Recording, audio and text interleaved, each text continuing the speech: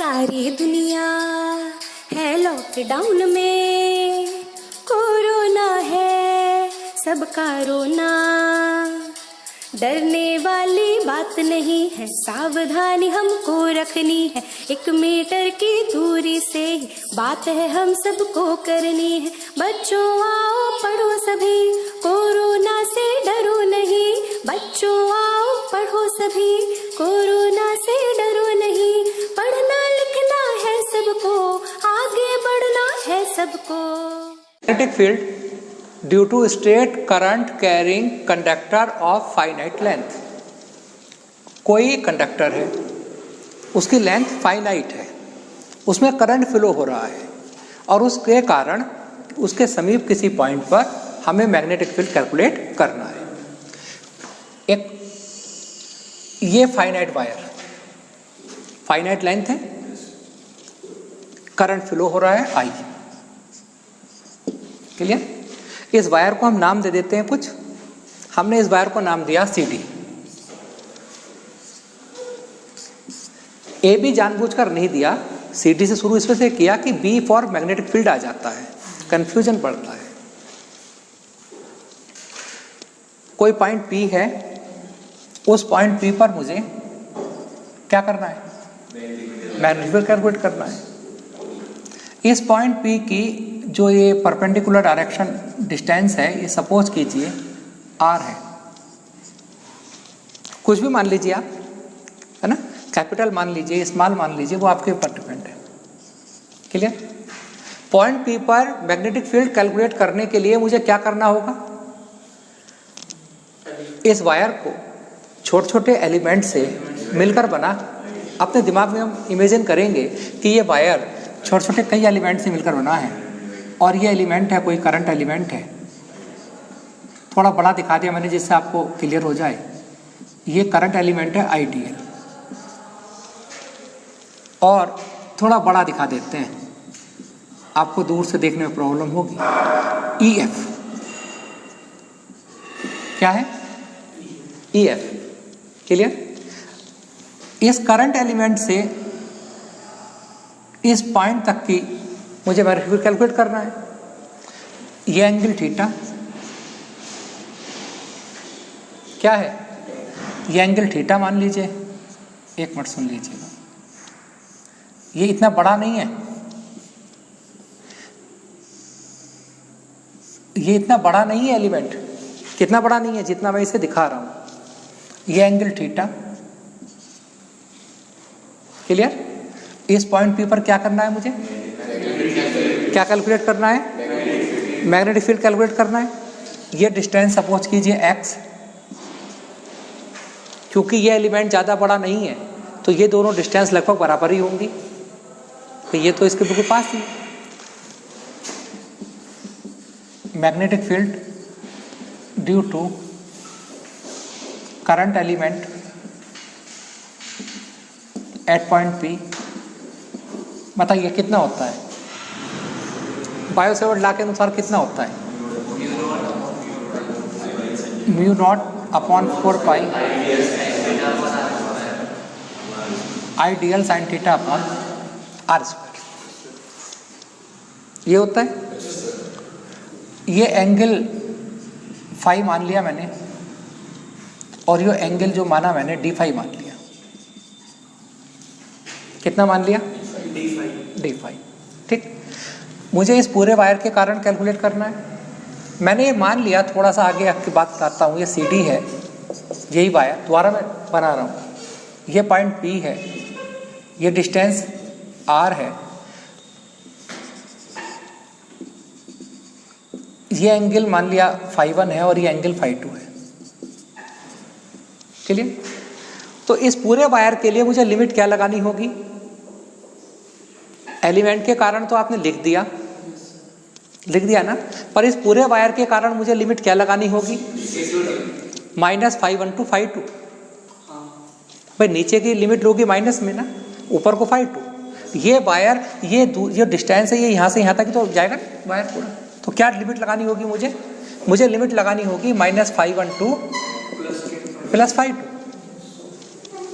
मुझे जब इसे इंटीग्रेट करना होगा तो मुझे फाई के रेस्पेक्ट में इंटीग्रेट करना होगा, नॉट थीटा के रेस्पेक्ट में नहीं करना होगा।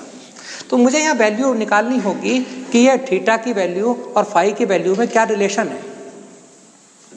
यही इस आर्टिकल में बच्चा कंफ्यूज रहता है कि थीटा और फाई, ये डिस्टेंस डीएल है, ध्यान से सुनने की बात है, ये डिस्टेंस डीएल है, ये एंगल थीटा है, मैं इसे इससे परपेंडिकुलर ड्रॉ करता हूं जी पर, क्लियर। ये डिस्टेंस कितना होगा,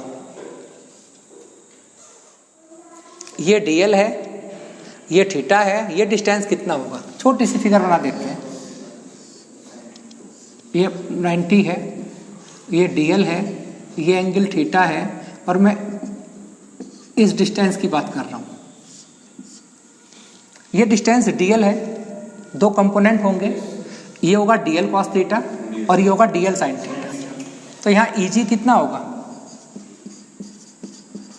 अगर मैं फिगर की बात करूं तो यहाँ ईजी कितना होगा, DL cos DL sine theta.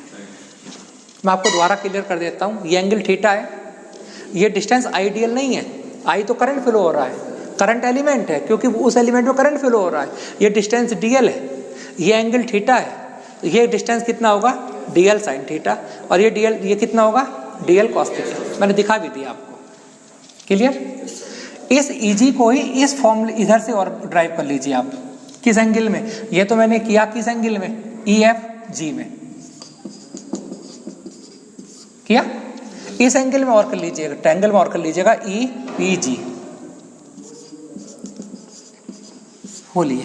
यहां से ई जी कितना होगा, ये x है, x है, ये एंगल डी फाई है, x इंटू डी फाई कितना होगा, क्यों, एंगल इज इक्वल टू, पढ़ा होगा ना, angle is equal to arc upon radius, arc कितना है ई जी और रेडियस कितना है x, E G is equal to कितना आया, x into D phi, x into D phi.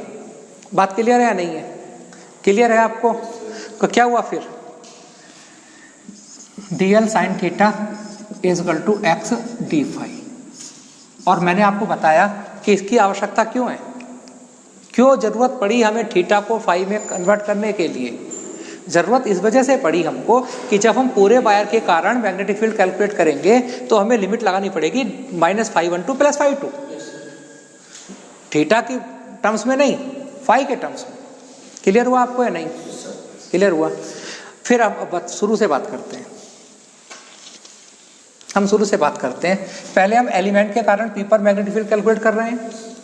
क्या एंगल है ऊपर, थीटा, डिस्टेंस क्या है x, magnetic field due to current element at point P dB, ये तो फॉर्मूला था, ये तो क्या है, फॉर्मूला है, ये तो फॉर्मूला है नहीं है, ठीक है। r की जगह क्या लेना पड़ेगा हमें, x। क्यों लेना पड़ेगा, क्योंकि उस एलिमेंट से पॉइंट P तक की डिस्टेंस x है, उस एलिमेंट से पॉइंट P तक की डिस्टेंस क्या है, x है, ठीक। अब ये वैल्यू वहां पुट कर देते हैं, बोलिए क्या है, μ0/4 pi I dl sine theta की जगह रख सकता हूं x D phi upon x square. Clear, d B is equal to μ0/4 pi I d phi upon x. Clear, बात समझ में आ रही है आपको, ये बात को क्लियर हुई आपको, मैं थीटा से फाई में क्यों आ गया, क्लियर। अब एक बात बताइएगा, ये x तो वेरिएबल है, इस पूरी फिगर में r ही कांस्टेंट है, क्योंकि ये पॉइंट P इस वायर से इतनी ही दूर है। तो अब मुझे x की वैल्यू भी r के टर्म्स में रखनी होगी, क्योंकि जब मैं इंटीग्रेशन करूंगा पूरे सिस्टम के कारण मैग्नेटिक फील्ड कैलकुलेट करूंगा तो कांस्टेंट तो वेरी करेगा ना। फिर क्या करूं, फिर मैं यहाँ पर x और r में रिलेशन कौन है, फाई के टर्म्स में, ये डिस्टेंस तो x ही है, क्योंकि मैं बताया ना ये तो बहुत छोटी डिस्टेंस है। बोले क्या होगा, sine phi, sine phi is equal to या cos phi, cos phi is equal to base upon hypo, base कौन है r, हाइपो आधार बटे कर्ण या base upon hypo, then x is equal to r upon cos phi, clear. Then dB is equal to mu 0 upon 4 pi i d phi r upon cos phi, then dB is equal to mu 0 upon 4 pi i upon r cos phi d phi. Clear है आपको या नहीं? Clear तो हो गया होगा आपको। ये बात आपको क्लियर हुई कि पहले तो मैंने थीटा को फाई में कन्वर्ट किया, फिर मैंने x को r में कन्वर्ट किया। क्यों किया? क्योंकि r कांस्टेंट है, x इज नॉट कांस्टेंट। अगर एलिमेंट ये ना मानकर ये मान लूंगा तो r चेंज हो जाएगा, x चेंज हो जाएगा, बट r कांस्टेंट नहीं है, r रेडियस नहीं है, r डिस्टेंस है इस कंडक्टिंग वायर और पॉइंट P के। मैग्नेटिक फील्ड क्या आया फिर टोटल? क्लियर? क्लियर है ना? और लिमिट क्या लगाएंगे?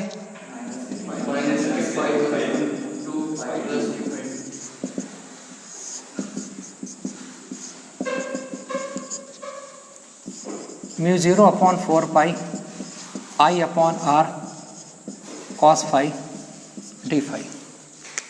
Clear?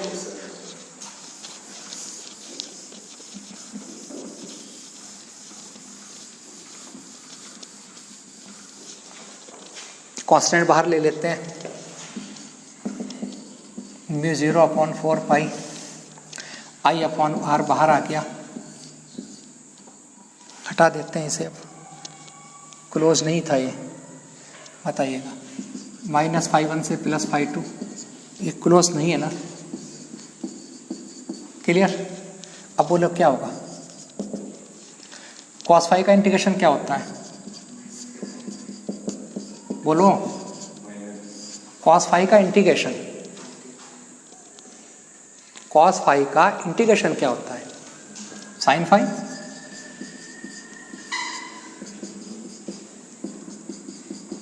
Clear?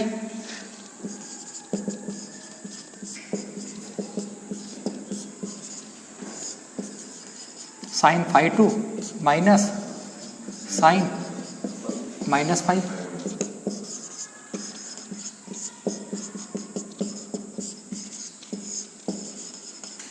sin phi 2 minus minus plus हो जाएगा ना?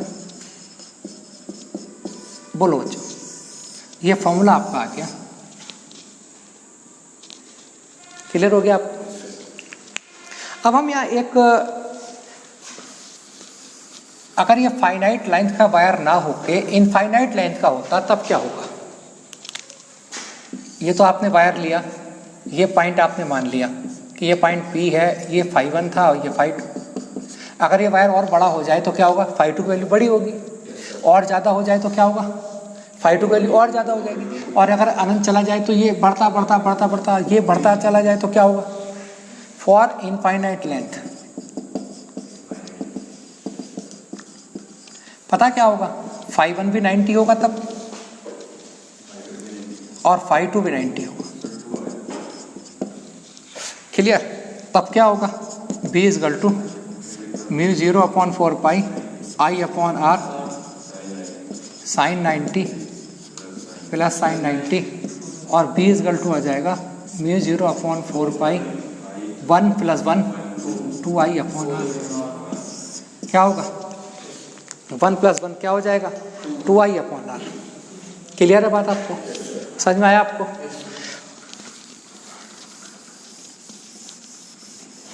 अगर हम बात करते हैं,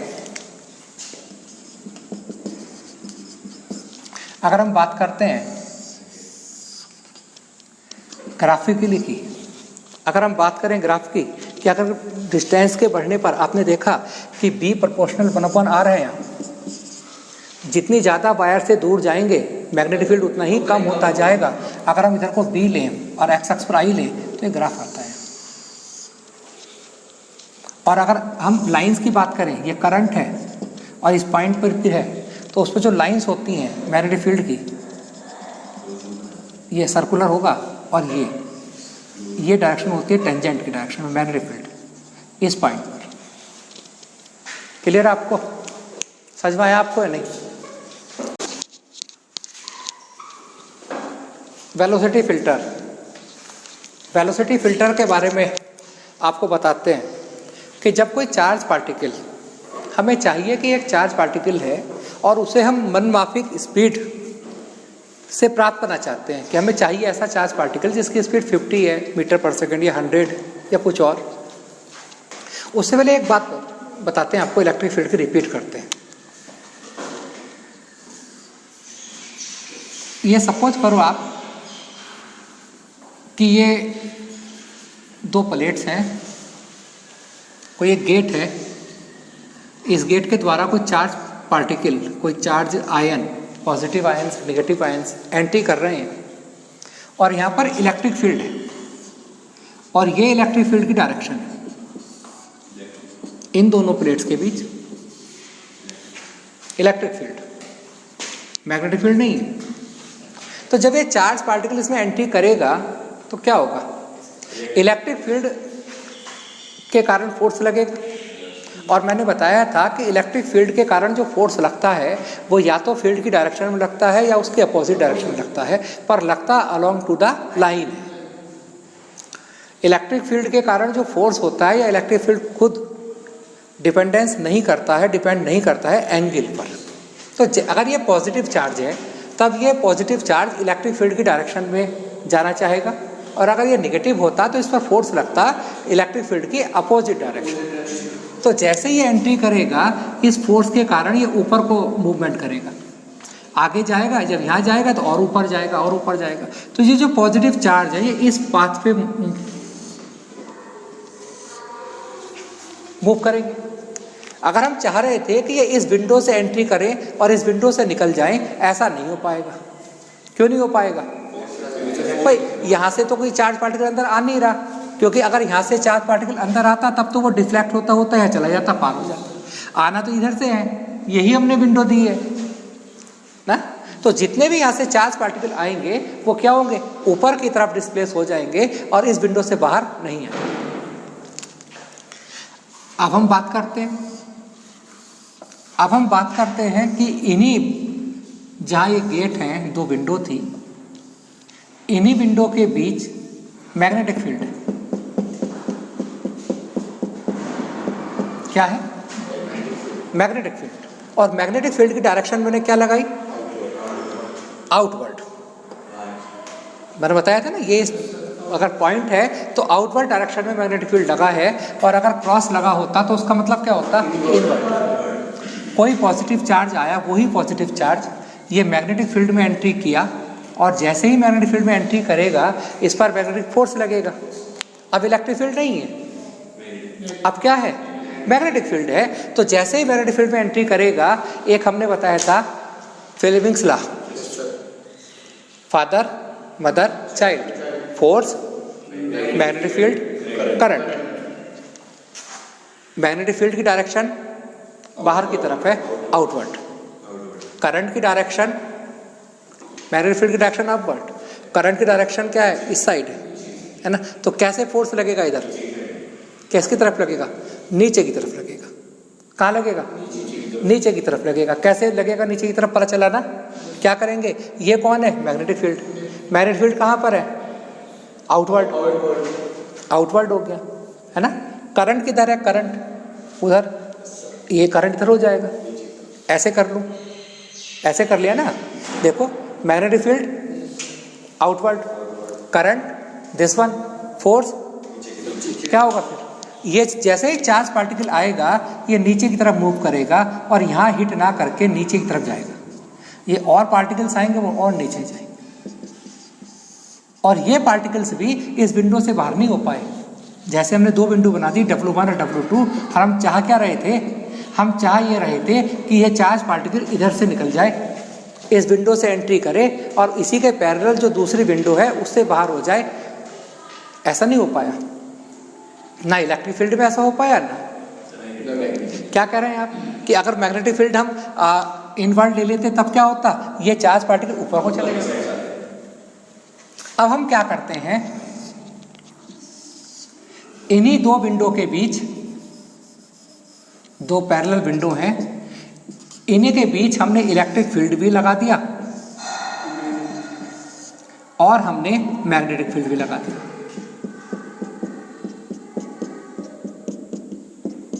ठीक, लगा दिया ना, अप्लाई किया हमने, इलेक्ट्रिक फील्ड भी अप्लाई किया और मैग्नेटिक फील्ड भी अप्लाई किया। और ये देख रहे हैं आप ध्यान से कि इलेक्ट्रिक फील्ड और magnetic field both are perpendicular to each other. Magnetic electric field की डायरेक्शन ये है और ये मैग्नेटिक फील्ड की डायरेक्शन है, ये है ना, ये है ना। तो मैग्नेटिक फील्ड, इलेक्ट्रिक फील्ड ये है, मैग्नेटिक फील्ड ये है, एंगल क्या हुआ 90, परपेंडिकुलर है। अब कोई चार्ज पार्टिकल, अगर पॉजिटिव चार्ज पार्टिकल आता है तो इलेक्ट्रिक फील्ड उसे ऊपर की तरफ उसे फोर्स लगाएगा और मैग्नेटिक फील्ड नीचे की तरफ फोर्स लगाएगा ना। अब हम क्या करते हैं, इस इलेक्ट्रिक फील्ड और मैग्नेटिक फील्ड को, ये दोनों परपेंडिकुलर हैं और ये जो चार्ज पार्टिकल आ रहा है ये इन दोनों के परपेंडिकुलर आ रहा है। देखो, ये चार्ज पार्टिकल की डायरेक्शन है, ये किसकी डायरेक्शन है, और ये इलेक्ट्रिक फील्ड की और ये मैग्नेटिक फील्ड की। तो क्या हुआ, तीनों ही एक दूसरे के परपेंडिकुलर आ रहे हैं। ये इलेक्ट्रिक फील्ड है, ये चार्ज पार्टिकल की वेलोसिटी है और ये मैग्नेटिक फील्ड है, ये ऐसे दिखा देते हैं। और ये तीनों ही एक दूसरे के क्या हैं, परपेंडिकुलर। तो अब एक चांस है क्या कि ये इलेक्ट्रिक फील्ड इस चार्ज पार्टिकल को ऊपर की ओर ले जाने का एफर्ट कर रहा है, मैग्नेटिक फील्ड नीचे की तरफ। अब इस दोनों को इस प्रकार हम एडजस्ट करते हैं कि उस चार्ज पार्टिकल पर जितना फोर्स इलेक्ट्रिक फील्ड के कारण अप्लाई हो उतना ही फोर्स मैग्नेटिक फील्ड के कारण अप्लाई हो। तब उस पोजीशन में क्या होगा, इस चार्ज पर लगने वाला नेट फोर्स जीरो होगा और नेट फोर्स जीरो होने के साथ साथ ये चार्ज पार्टिकल बिल्कुल स्ट्रेट जाएगा और विंडो से पार हो जाएगा। ये किस कंडीशन में क्रॉस हुआ, जब इसका इलेक्ट्रिक फील्ड हुआ QE, मैग्नेटिक फील्ड हुआ QVB sin 90, sin 90 means QVB, और ये दोनों फोर्स एक दूसरे के इक्वल हो गए। FE is equal to FM, QE is equal to QVB और V is equal to E upon V। Electric field की इंटेंसिटी और मैग्नेटिक फील्ड को रखकर हम वेलोसिटी भी कैलकुलेट हम कर सकते हैं। ये आ गया। इस पूरे अरेंजमेंट को कहते हैं हम वेलोसिटी फिल्टर।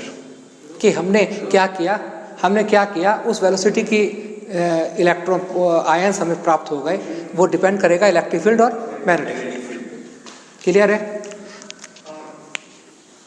ये देखिए आप ध्यान से, वेलोसिटी फिल्टर में क्या हुआ, a perpendicular set of electric field and magnetic field at a space form a velocity filter. Velocity filter कौन बना रहा है? वेलोसिटी फिल्टर इलेक्ट्रिक फील्ड और मैग्नेटिक फील्ड का एक सेट, एक ऐसे दोनों कैसे हैं, perpendicular. The charge particle move in the direction perpendicular to both. मैंने बताया था जो चार्ज पार्टिकल की वेलोसिटी की डायरेक्शन है वो इलेक्ट्रिक फील्ड की डायरेक्शन और मैग्नेटिक फील्ड की डायरेक्शन दोनों के परपेंडिकुलर है ना, तीनों एक दूसरे के परपेंडिकुलर है। समझ में आ रहा आपको? Only those particle will move straight for which magnetic force and electric force are equal. भाई चार्ज पार्टिकल स्ट्रेट डायरेक्शन में कब जा सकते हैं, लीनियर कब मोशन करेंगे, जब इलेक्ट्रिक फील्ड के कारण फोर्स और मैग्नेटिक फील्ड के कारण फोर्स एक दूसरे के इक्वल होगा। As a result only those particle move straight which fulfill the condition V is equal to E upon B. This arrangement is known as velocity filter.